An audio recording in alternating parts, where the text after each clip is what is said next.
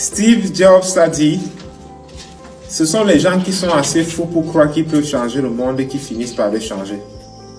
Aujourd'hui, nous sommes dans une ferme pas comme les autres, chez une jeune Camerounaise qui a décidé de changer l'Afrique par l'élevage cunicole.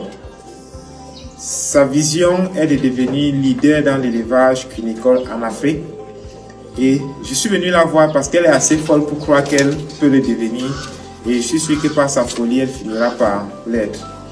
Alors aujourd'hui, nous sommes à Calin Farm, qui est spécialisée dans l'élevage cunicole. Pour ceux qui ne savent pas, la cuniculture, c'est l'élevage des lapins. Donc aujourd'hui, avec Karel, nous allons vous donner plus de détails sur quelles sont les opportunités qu'offre cet élevage.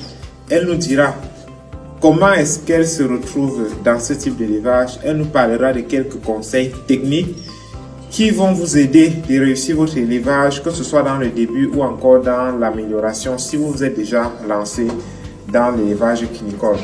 Et aussi à la fin, nous parlons de quelque chose de spécial qui est l'urine des lapins, qui est une denrée très recherchée, que ce soit par les agriculteurs ou encore par les éleveurs eux-mêmes. Nous vous dirons pourquoi. Donc c'est un élevage que vous pouvez commencer avec très peu de moyens. Vous pouvez rapidement grandir pour devenir quelqu'un d'assez intéressant qu'on va respecter dans la famille. Pour nous les Africains, on se comprend. Donc sans toutefois tarder, je vais appeler Karel pour qu'elle vienne nous présenter sa ferme et nous dire comment est-ce que nous pouvons réussir l'élevage cunicole, puisque moi aussi je suis là pour ça.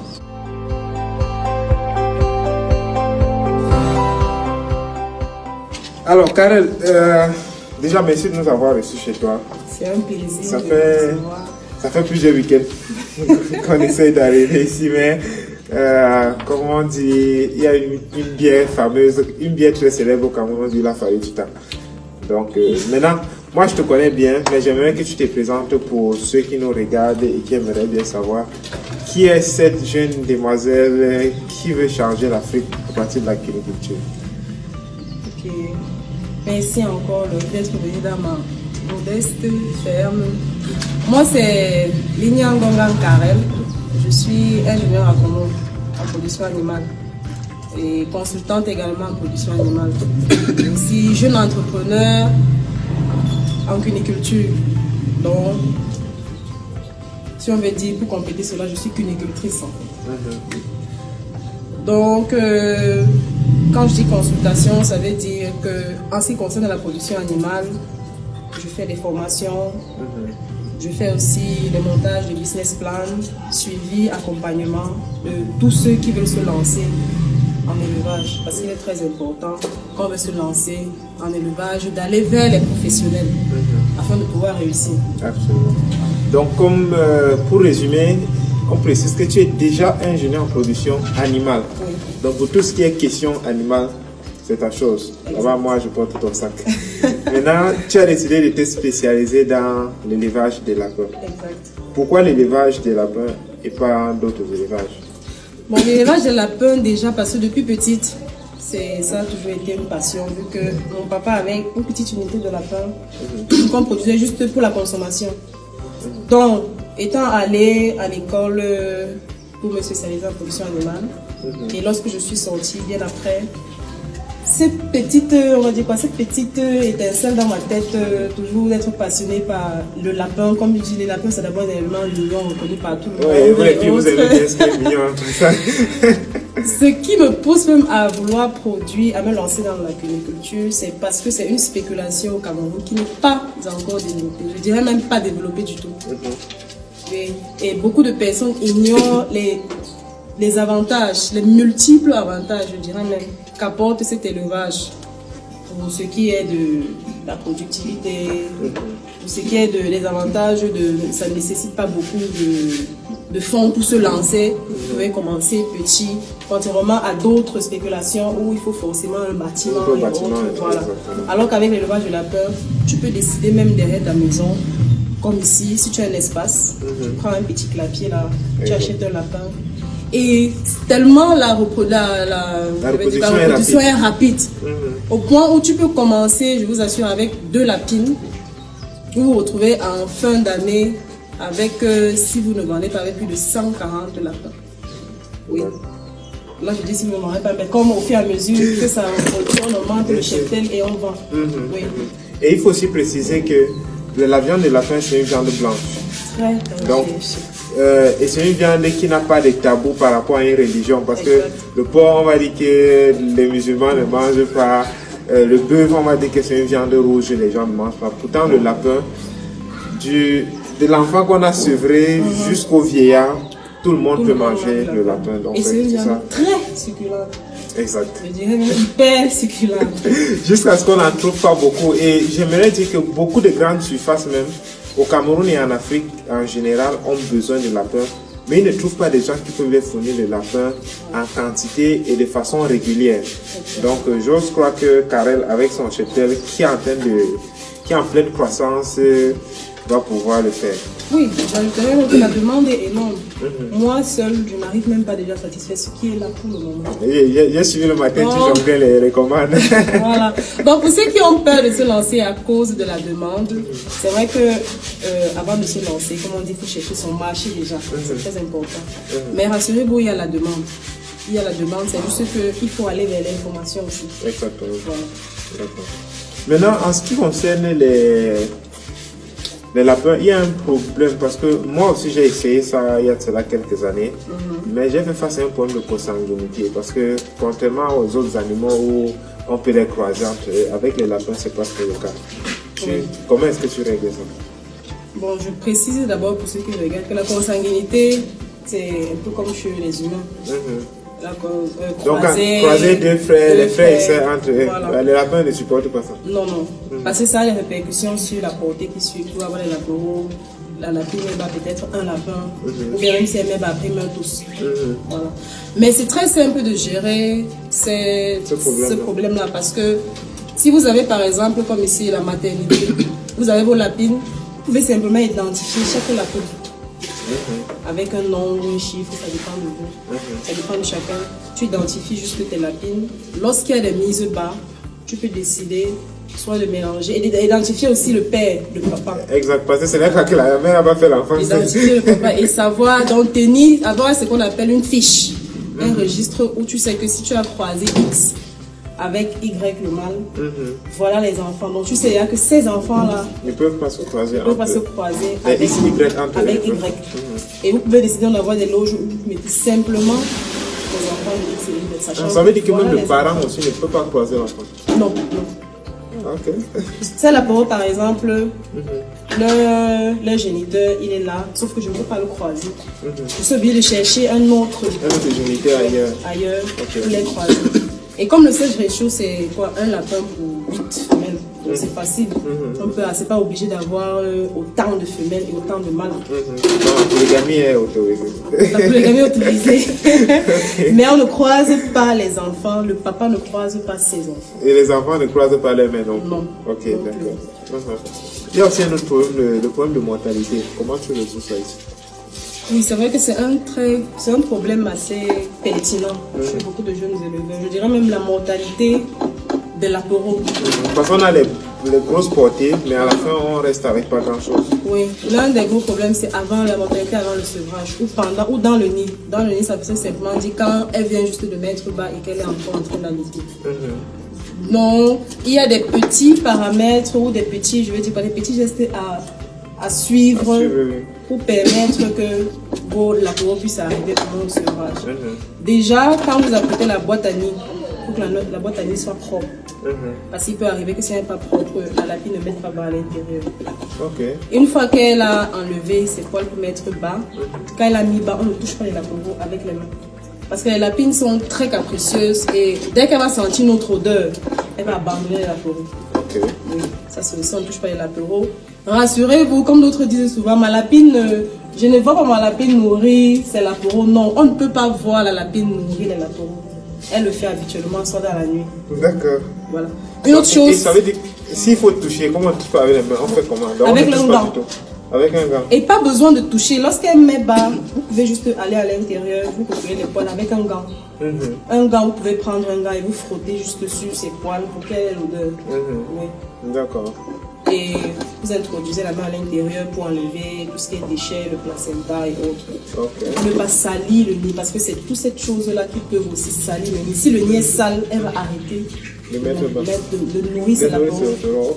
Donc de temps en temps, vérifier s'il n'y a pas un mot à l'intérieur. S'il y a un mot, on enlève. Parce que s'il y a un mot à l'intérieur et qu'il veut la pourrir, elle va aussi arrêter d'allaiter ce petit.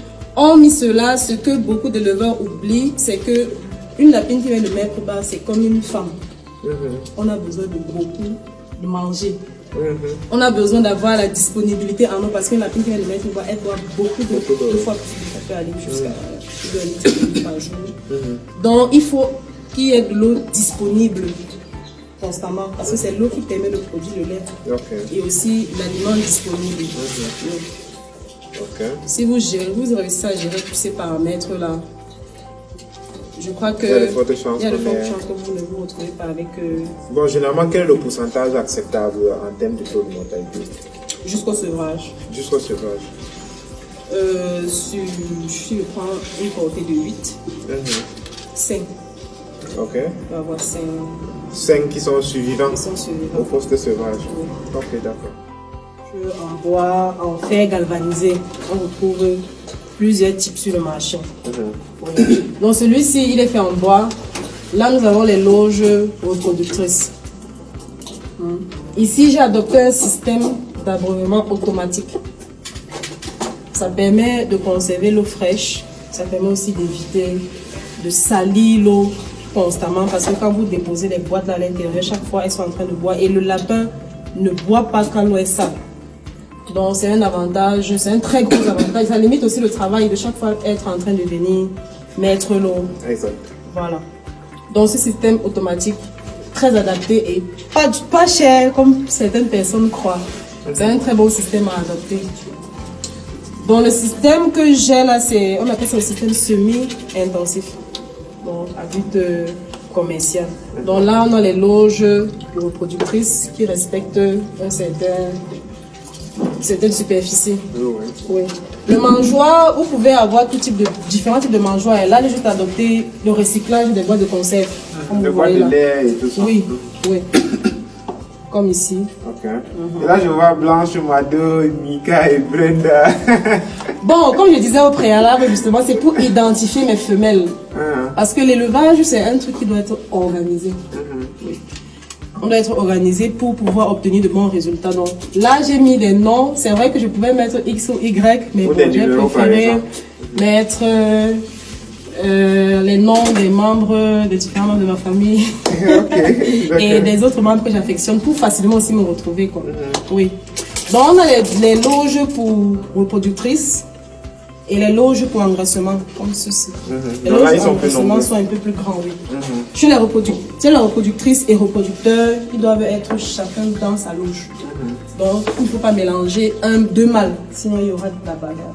Ou mélanger deux femelles, parce qu'une femelle, lorsqu'elle est gestante, elle doit avoir sa boîte à nid et gérer sa gestation tranquillement. Contrairement, par exemple, lorsque vous faites déjà le sevrage, vous pouvez mélanger les boîtes, les loges d'engraissement sont un peu plus grandes, comme on voit partout là. Ça, ce sont les loges d'engraissement.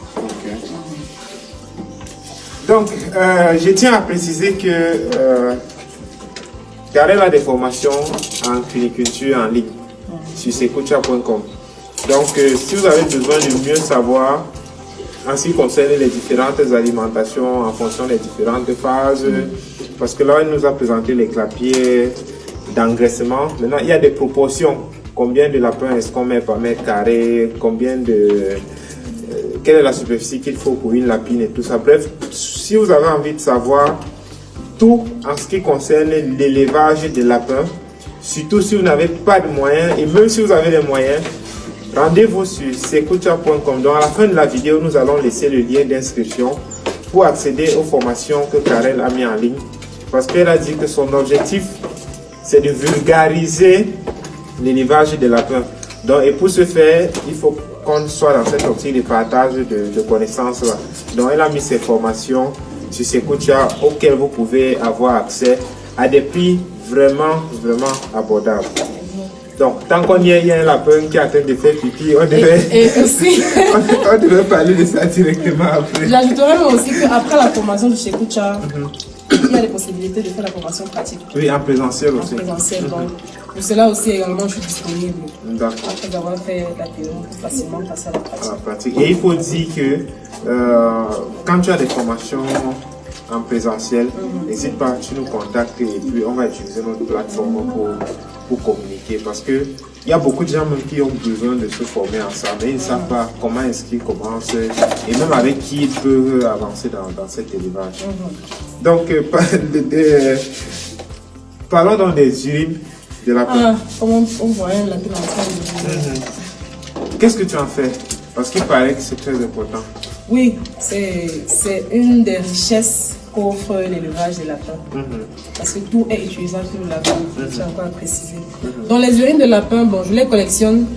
Il y a une maman qui m'a contacté, elle fait l'élevage des porcs, donc elle les utilise pour désinfecter. Ça peut être. Oui. Et on utilise également aussi ça comme un pesticide. Si vous avez un champ, oui, je sais que tu as un très grand champ de maïs et autres. Donc, ces urines-là peuvent être utilisées dans vos champs pour juste servir de pesticides et autres. Et des biofertilisants aussi. Biofertilisants également. En passant, je savais que les urines étaient intéressantes, mais pas assez jusqu'à ce que je regarde la vidéo sur YouTube de la page de Leader Joël. Donc, si vous allez sur Facebook, vous tapez Leader Joël, il a une vidéo où il a fait sur plusieurs plantes. Je crois qu'il a pris le bananier plantain et il a pris le pimier, qui est le plant de piment. Donc, il a deux échantillons. Un sur lequel la croissance est sans les urines de lapin et l'autre sur laquelle il a mis les urines de lapin. Je vous assure, c'est le jour et la nuit. Une fois que j'ai vu cette vidéo, j'ai dit vraiment, il y a des choses en Afrique qu'on néglige, mais qui peuvent nous permettre, surtout avec le Covid, les engrais sont devenus chers, les pesticides, les insecticides sont devenus chers.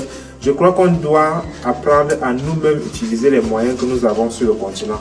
Donc nous allons aussi laisser cette vidéo-là après pour que vous puissiez avoir accès pour voir quel est le véritable impact des urines de lapin. Donc Karen, on va finir. Maintenant, s'il y a 2 ou 3 petits conseils que tu peux donner aux jeunes Africains déjà qui veulent se lancer dans l'entrepreneuriat et à ceux qui veulent se lancer dans l'agriculture, qu'est-ce que tu dirais?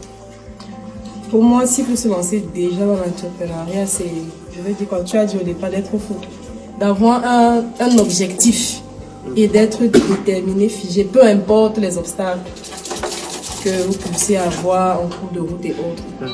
Et ne pas être frustré par, je vais dire quoi, comment est-ce que vous allez vous lancer? C'est pourquoi je vais dire de commencer avec la l'agriculture. Pourquoi? Parce que vous n'avez pas besoin de beaucoup de moyens pour vous lancer. Et un jeune entrepreneur, ne soyez pas pressé, soyez patient et évoluez tout doucement. Comme d'autres, par exemple, qui veulent lancer, ils vont chercher à avoir de gros financements pour directement commencer avec 10, 20, 30 lapins. Moi, je conseille, si vous voulez vous lancer dans l'élevage des lapins, maîtrisez d'abord le domaine. Oui, commencez, si tu ne gères pas bien 1000 francs, c'est pas 1 million que tu vas gérer. Alors que si tu gères déjà 1000 francs, on peut te donner 10 millions, tu seras capable de gérer. Donc pour les jeunes entrepreneurs en cuniculture, vous faites former déjà et vous maîtrisez les différentes bases et puis après, vous faites suivre par la suite. D'accord. Ok, en tout cas, merci Karen d'être folle, merci de nous rejoindre dans notre folie. Parce qu'on a besoin de ça pour pouvoir développer notre Afrique qui d'ici 2050 aura 2,2 milliards d'habitants qu'il faut nourrir. Donc merci de nous avoir reçus chez toi. C'était un très grand plaisir. D'accord, et on va se dire rendez-vous au sommet. Rendez-vous au sommet.